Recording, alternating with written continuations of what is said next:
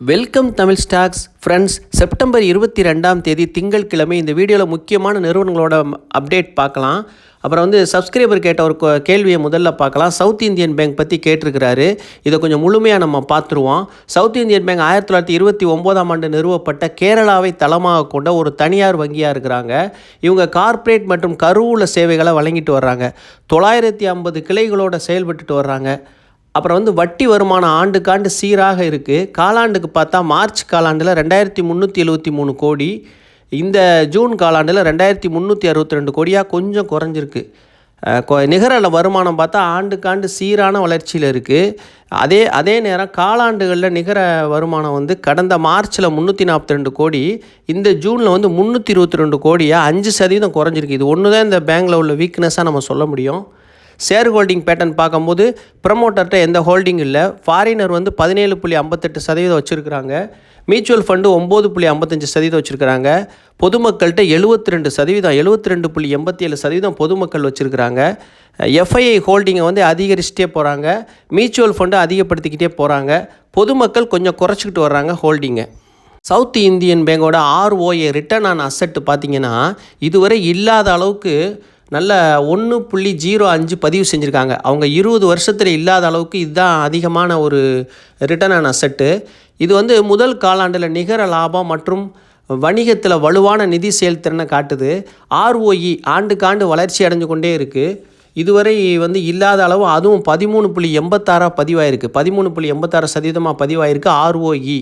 அப்புறம் net interest margin 3.26%, இதுவும் நல்ல நிலையில் இருக்குது. என்பிஏ பார்த்தோம்னா நான் பெர்ஃபார்மிங் அசெட்டு, அதாவது நெட் என்பிஏ 1.61 இருக்குது இந்த ஃபைனான்ஸ் இயரில், அதுவும் ஹெல்த்தியாக இருக்குது. அதே மாதிரி 2க்கு கீழே இருந்தால் ஹெல்த்தியாக இருக்குது. ஆனால் அது 1.61 தான் நல்ல நிலையில் இருக்குது. கிராஸ் என்பிஏ மொத்த வாராக்கடன் பார்த்திங்கன்னா 2021 9.11% இருந்திருக்கு. இது மாதிரி இருந்ததுனால தான் இந்த பங்கு ஏறாமையே கிடந்திருக்கு.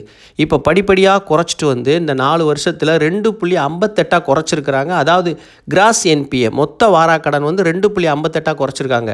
நெட் என்பிஏ 1.61 தான், அது ரொம்ப நார்மலாக இருக்குது. இது நல்லா குறைச்சிருக்காங்க கிராஸ் என்பிஏ மொத்த வாராக்கடன். அப்போ நல்ல இம்ப்ரூவ்மெண்ட் தெரியுது. ஸ்டாக் ப்ரைஸ் பார்க்கலாம். ஹை 32, லோ 22, க்ளோசிங் 29 ரூபா 80 பைசா.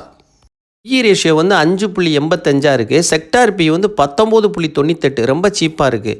புக் வேல்யூ 35 ரூபா 90 பைசா.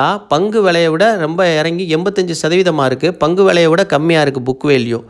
1.34% அருமையான டிவிடெண்ட் கொடுக்குறாங்க.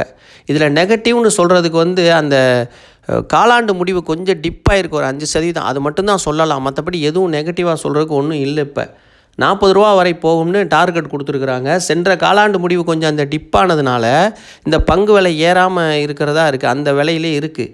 அதே சமயத்தில் இது அடுத்த காலாண்டு முடிவு நல்லா வந்துச்சுன்னு சொன்னால் பங்கு விலை நல்லா ஏறுறதுக்கு வாய்ப்பு இருக்குது. ஏன்னா அது ஒன்று தான் இப்போதைக்கு நெகட்டிவாக சொல்ல முடியும் நம்ம பார்க்கும்போது. ஏன்னா என்பிஏ, ROE, ROC எல்லாமே நார்மலாக இருக்குது. அந்தளவுக்கு எதுவும் குறை சொல்கிற மாதிரி இல்லை. அது மாதிரி இந்த அடுத்த காலாண்டு முடிவு வர்றதுக்குள்ளே 28 ரூபாய்க்கு டிப் ஆகிறதுக்கு ஒரு 27 ரூபாய்க்கு கூட டிப்பாக இருக்க வாய்ப்பு இருக்குது. நம்ம அதை கணிச்சு சொல்ல முடியாது. 28 ரூபாய்க்கு போனால் கன்சிடர் பண்ண தொடங்கலாம். 27 கன்சிடர் பண்ணலாம். இறங்க எவ்வளோ இறங்கினாலும் கன்சிடர் பண்ணலாம். நல்ல டிவிடெண்ட் கொடுக்குறாங்க. லாங் டேர்முக்கு வச்சுக்கிற மாதிரி நிறுவனம். உங்களுக்கு இதை இந்த வாய்ப்பை பயன்படுத்திக்கிறேன். ஏன்னா அப்புறம் ஏறிடுச்சுன்னா ரெண்டாவது வாங்க முடியாது. அதனால் நீங்கள் வாங்கி வச்சுக்க, கொஞ்சம் பொறுமையாக இருங்க. இப்போயே வாங்கிட்டு இப்போயே அடுத்த மாதமே எனக்கு ஏறணும்னு எதிர்பார்த்திங்கன்னா இப்போதைக்கு வாங்காதீங்க. அடுத்த மாதம் காலாண்டு முடிவு நல்லா இருந்தால் நல்லா உச்சத்தில் போயிடும். ஒருவேளை டிக்ளைன் ஆச்சுன்னா ஒரு 25 ரூபா 24 ரூபாய்க்கு வரத்தான் செய்யும். இப்போ ஒரு ட்ரிப்பு வாங்கிட்டு அப்புறம் இறங்க வாங்குறதுக்கு உங்கள்கிட்ட பணம் இருக்கணும். ஒரே பங்கில் அதிக முதலீடு நம்ம சொன்ன மாதிரி போடக்கூடாது. பேங்கிங் செக்டாரில் 10% ஒதுக்குறீங்கன்னா அதில் ஒரு 3 பேங்கில் முதலீடு பண்ணுங்கள். அதில் இது ஒன்றா இருக்கட்டும். ஏன்னா எல்லா மெட்ரிக்கும் ரொம்ப நல்லா இருக்குது. நான் ஃபுல்லாக நல்லா எல்லாத்தையும் தெளிவாக ஒரு 3 மணி நேரம் 4 மணி நேரம் இதை ரிசர்ச் பண்ணி தான் அதை நான் உங்கள்கிட்ட சொல்கிறேன். நான் சும்மா அப்படியே ஸ்க்ரீனில் இருக்கிறத பார்த்து சொல்லலை. அதனால் நீங்கள் யோசிச்சு சொந்தமாக முடிவெடுங்க. இது ஒரு நல்ல நிறுவனமாக தெரியுது, பயன்படுத்திங்க லாங் டேர்முக்கு. ஏன்னா ரொம்ப வருஷமாக அது இந்த 10 ரூபாயிலே இருந்துச்சு. நான்லாம் வாங்கிட்டு விற்றுருக்கேன் பல முறை. அப்புறம் 15 ரூபா 20 ரூபாயில் இருந்துச்சு. ஏன்னா வாராக்கடன் அதிகமாக இருந்ததுனால. இப்போ எல்லாத்தையும் ஓரளவுக்கு சரி பண்ணியிருக்காங்க. இதுதான் இந்த பங்கோட தெளிவான ஒரு விளக்கம். நீங்கள் யோசிச்சு ஒரு நல்ல முடிவாக எடுங்க. இறங்க கன்சிடர் பண்ணலாம். இப்போதைக்கு வேல்யூஷன் ரொம்ப சீப்பாக இருக்குது. அடுத்த காலாண்டு முடிவு நல்லா இருந்தால் நீங்கள் பங்கை வாங்க முடியாது, விலையை உச்சத்துக்கு போயிடும். ஏன்னா எஃப்ஐஐ அதிகரிச்சுட்டு போகிறாங்க ஹோல்டிங்கை, டிஐயும் இது நம்ம பொதுமக்கள் வந்து தான் கொஞ்சம் குறைக்கிறாங்க, மற்றபடி மியூச்சுவல் ஃபண்டு இன்க்ரீஸ் பண்ணிட்டு தான் போகிறாங்க. நீங்கள் யோசிச்சு ஒரு நல்ல முடிவாயிடுங்க. இது அவர் அந்த சப்ஸ்கிரைபர் கேட்டிருந்தார் DINZ என்ற ஐடியிலிருந்து, அவருக்கான பதிவு இது. லூபின் ஃபார்மா பற்றிய ஒரு தகவல் பார்க்கலாம். புனேயில் உள்ள பயோடெக்கில் America FDA food and drug administration ஒரு ஆய்வை நடத்தியிருக்கிறாங்க. அதில் வந்து அவங்க 3 அப்சர்வேஷன் கொடுத்துருக்குறாங்க. அது 3 விரைவில் சரி செய்யப்படும்னு நிறுவனம் தெரிவிச்சிருக்கிறாங்க. ஸ்டாக் ப்ரைஸ் வந்து 2056 க்ளோஸ் ஆகிருக்கு.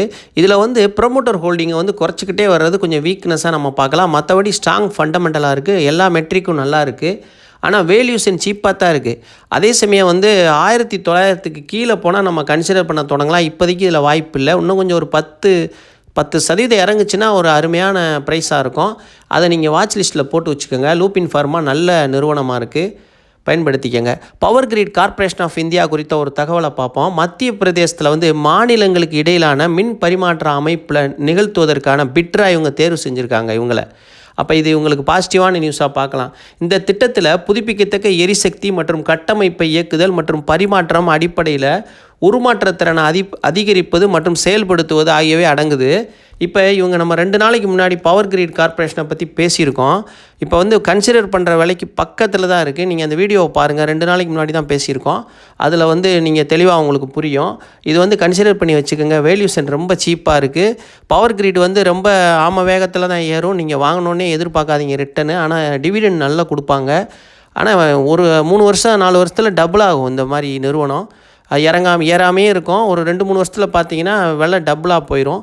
அதனால் டிவிடெண்ட் வேணுங்கிறவங்களுக்கும் இது நல்ல ஒரு ஸ்டாக்காக இருக்கும், பயன்படுத்திக்கங்க. ஆயில் இந்தியா குறித்த ஒரு பாசிட்டிவ் நியூஸ் பார்க்கலாம்.